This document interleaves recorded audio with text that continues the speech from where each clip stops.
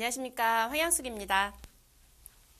자, 여러분 교재 몇 페이지 피시냐면 40페이지 피세요. 40페이지 피시면 전표 관리에 대한 부분 내용 중에 당좌 자산 파트가 이제 등장이 될 거예요, 여러분.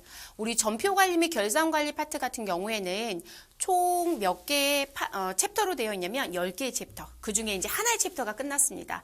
자, 당좌 자산이라는 부분의 수업 부분 들으실 때 여러분 매우 중요해요. 왜 중요하냐면 당좌 자산 쪽에서 나와 있던 내용이 뒤에 챕터 8에 가면 부채가 등장해요. 그 부채랑 거의 대부분 반대 개념으로 만나는 부분이에요.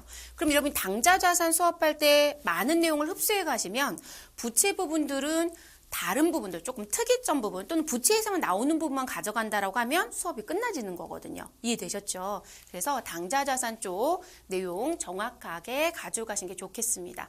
당연히 시험에서 출제도 많겠죠, 여러분.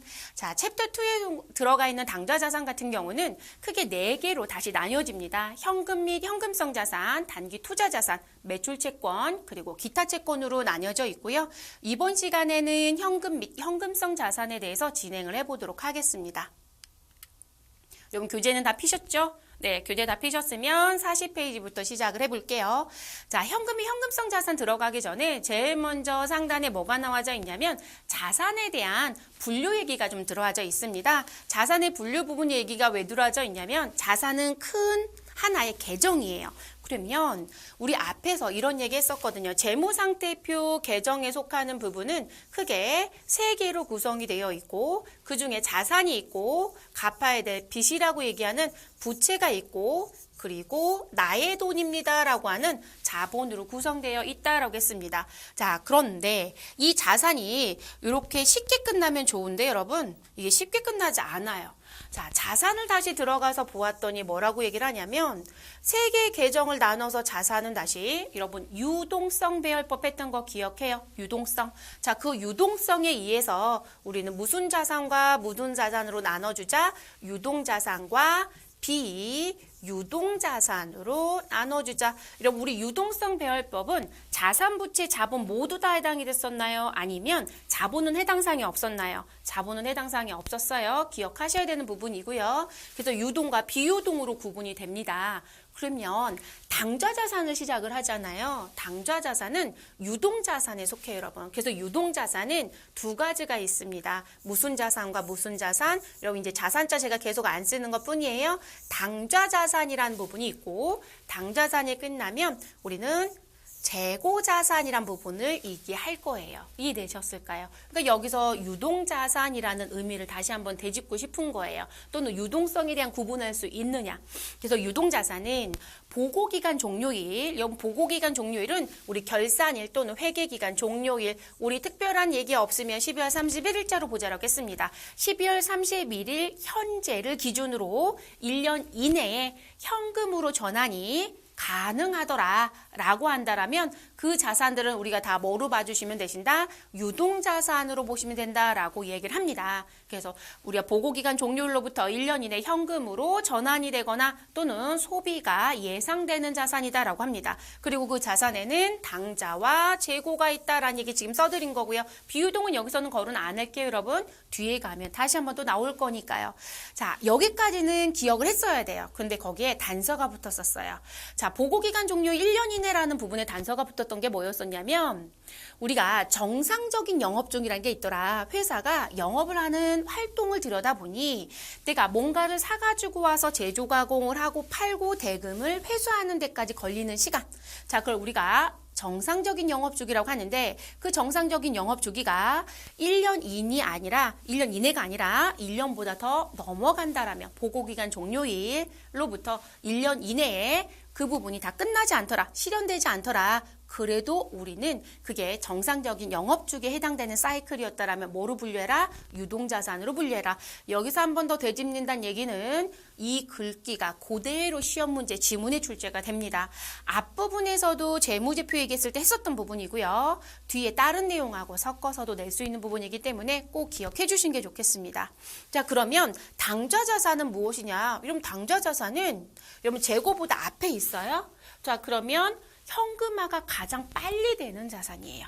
그리고 현금화하는데 뭔가 영향을 주는 부분이 크게 없다. 영향을 준다는 얘기는 무슨 얘기를 할 거냐면 또 다른 돈이 들어가느냐? 아니요, 그렇지는 않아요. 우리가 이제 행위라는 부분이 있을 수는 있겠지만 그래서 우리가 당좌자산이란 부분의 내용은 유동자산 중에서 기업이 필요할 때 언제든지 현금화가 가능한 자산 또는 빨리 되는 자산들, 그래서 그들을 현금 및 현금성 자산도 들어올 수 있고 단기 금융상품이란 것도 분류가 될 수 있다고 하고 단기 투자자산으로 분류된 것도 들어올 수 있고 회사가 상거래에서 발생되는 매출 채권도 들어올 수 있다라고 얘기합니다. 이외에도 뭐 미수금, 선급금, 미수수익, 선급비용 등등 여러 가지가 있습니다.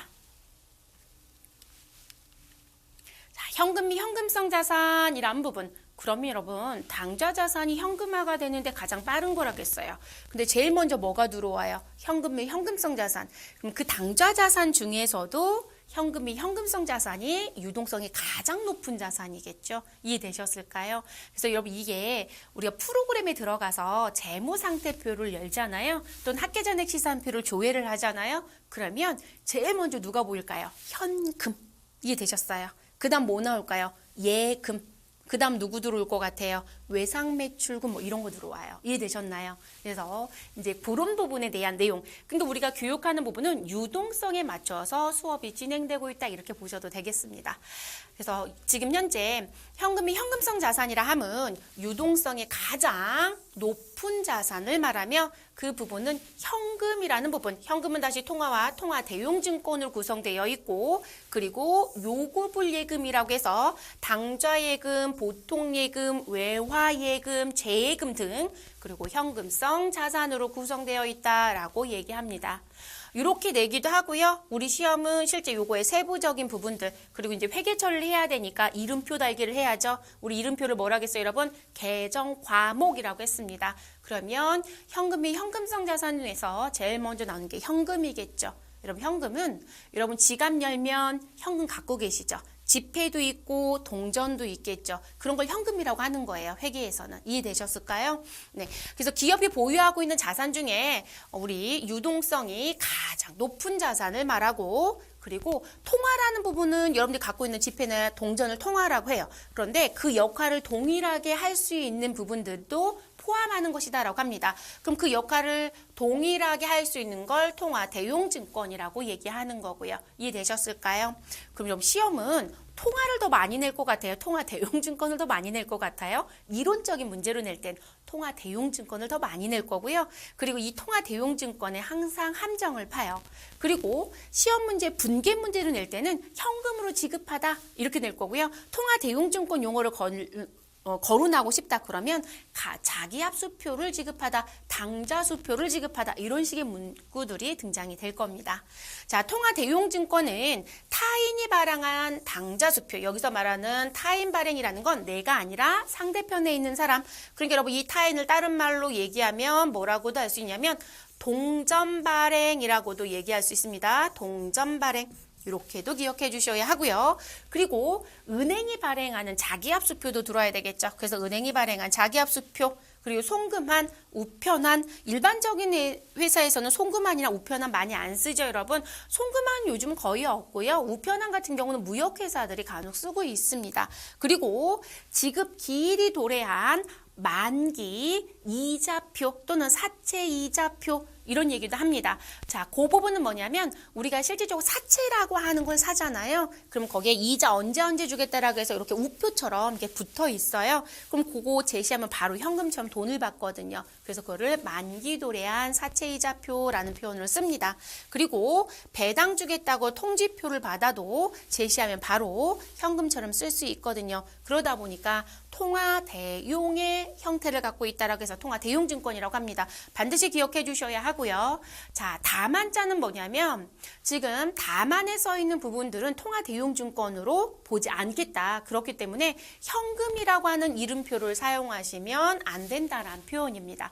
자, 선일자수표 또는 우리 이 선일자를 뭐라고도 하냐면 선수표라고도 해요. 또는 선어음 또는 선일자 어음.